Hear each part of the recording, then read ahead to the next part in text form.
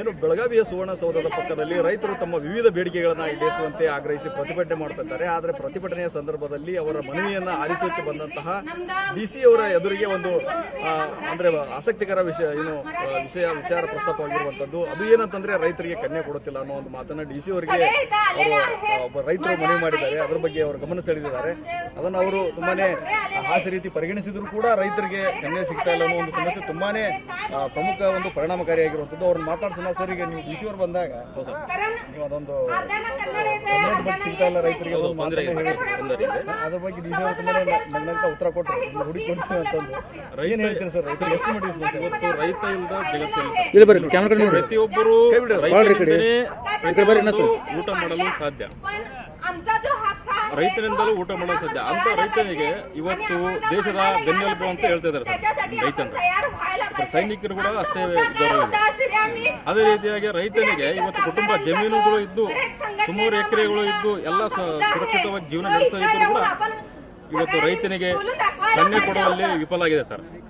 ಇಲ್ಲೆಲ್ಲ ಹೋದ್ರೆ ಎಜುಕೇಶನ್ ನೌಕರಿ ಇದೆ ಅಂತ ಕೇಳ್ತಾ ಇದ್ದಾರೆ. ಪ್ರತಿಯೊಂದು ಕೂಡ ಬಹಳಷ್ಟು ಅವರು ನಾವು ಕನ್ಯೆ ಕೊಡಬೇಕಾದ್ರೆ ನೌಕರಿ ಬೇಕು, ಜಮೀನು ಬೇಕು ನೋಡ್ರಿ ಮತ್ತು ಹಲವಾರು ವಿಷಯಗಳು ಪ್ರಸ್ತಾಪ ಮಾಡ್ತಾರೆ. ಆದ್ರೆ ರೈತ ಜಮೀನು ಒಕ್ಕಲ್ತನ ಮಾಡ್ತೀನಿ ಅಂತಂದ್ರೆ ಒಕ್ಕಲ್ತನಕ್ಕೆ ಬಹಳ ಇವತ್ತು ಕನ್ಯೆ ಕೊಡಲು ಬಹಳಷ್ಟು ಜನ ವಿಫಲ ಆಗಿದ್ದಾರೆ. ಅದಕ್ಕೆ ರೈತನಿಗೆ ಬಹಳಷ್ಟು ದೇಶದ ಬೆನ್ನೆಲುಬು ಅವರಿಗೆಲ್ಲ ಸುರಕ್ಷಿತವಾಗಿ ಕನ್ಯೆ ಕೊಟ್ಟ ಗೌರವದಿಂದ ಎಲ್ಲ ಎಲ್ಲ ದೇಶದ ಜನ ಅವರನ್ನು ಗೌರವದಿಂದ ಕಾಣಿದರು. ಮುಂದೊಂದು ದಿನ ಅವರಿಗೆ ಒಂದು ಉತ್ತಮವಾದ ನೀವೆಲ್ಲ ಸೇರಿಸಿ ಗೌರವ ಕೊಟ್ಟಂಗ ಅಂತ ಹೇಳಿ ನೀವು ಡಿಸಿ ಅವ್ರ ಮುಂದೆ ಮನವಿ ಕೊಡುವಂತ ಹೇಳಿದ್ರೆ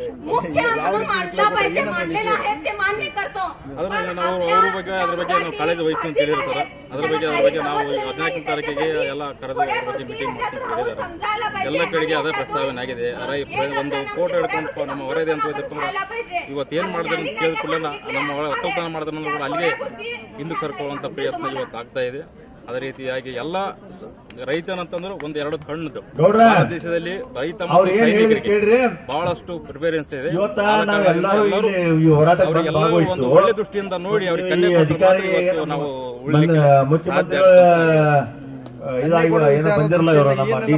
ಏನೆಲ್ಲ ಮಾಡಕ್ ಸಾಧ್ಯ ನಿಯೋಗದಿಂದ ಬಂದಿದ್ರಲ್ಲ ಅವ್ರ ಮುಂದ ಏನೇನ್ ಮಾತಾಡ್ರಿ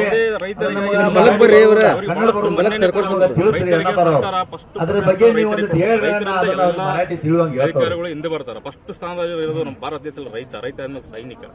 ಉಳಿಕೆದಂತರೂ ಅವ್ರ ಸ್ಥಳಗೆ ಎಲ್ಲರೂ ಬರ್ತಾರೆ. ನಾವು ಎಲ್ಲ ಸೊಸೈಟಿ ಇದ್ದಂಗೆ ಅವ್ರ ಸೊಸೈಟಿ ನಮಗೆ ರೈತರ ನಾವು ಎಲ್ಲ ವಸ್ತು ಪ್ರತಿಯೊಂದು ಇವತ್ತು ಬೆಲೆ ಏರಿಕೆ ಇರಬಹುದು. ಇವತ್ತು ಎಲ್ಲ ನಮ್ಮ ಅಕ್ಕ ತಂಗಿಯರಿಗೆ ವಿಫಲ ಆಗಿದೆ. ಯಾಕಂತಂದ್ರೆ ಇವತ್ತು ಬಹಳಷ್ಟು ಬೆಲೆ ಇಲ್ಲ, ರೈತರಿಗೆ ಬೆಲೆ ಇಲ್ಲ. ಆಮೇಲೆ ಪ್ರತಿಯೊಂದು ಅದು ಬೆಳೆದಿಂದ ಇವತ್ತು ಬಟ್ಟೆ ರೈತನಿಂದ ಇವತ್ತು ಕುಟುಂಬ ಪರಿಸ್ಥಿತಿ. ಹತ್ತಿ ಬೆಳೆದ್ರ ರೈತನ ಬೆಳೆದ್ರೆ ಇವತ್ತು ಬಟ್ಟೆ ರೈತರಿಗೆ ಮನವಿಗಳನ್ನ ಪಡ್ಕೊಂಡು ಹೋಗಿದ್ದಾರೆ. ಇದಿಷ್ಟು ರೈತನ ಮುಖ್ಯವಾಗಿ ಸಿರಾಮಿಕ್ ಫ್ಯಾಕ್ಟರಿ ಬಗ್ಗೆ ಸಮಸ್ಯೆಗಳಿದ್ರು ಕೂಡ ನನಗೆ ಮರಾಠಿ ಬರ್ದಿದ್ರು ಕೂಡ ಅವರ ಸಂಕಟ ಏನನ್ನೋದು ತಿಳಿದೆ ಪ್ರಸ್ತಾಪ ಮಾಡಿದೆ. ಮರಾಠಿ ಕಳ್ತೈ ಕ್ಯಾಮರಾಮನ್ ಬಾಪು ಜೊತೆ ರವಿ ಮುಖಿ ಟಿವಿ 9 बोलायला नहीं आता है.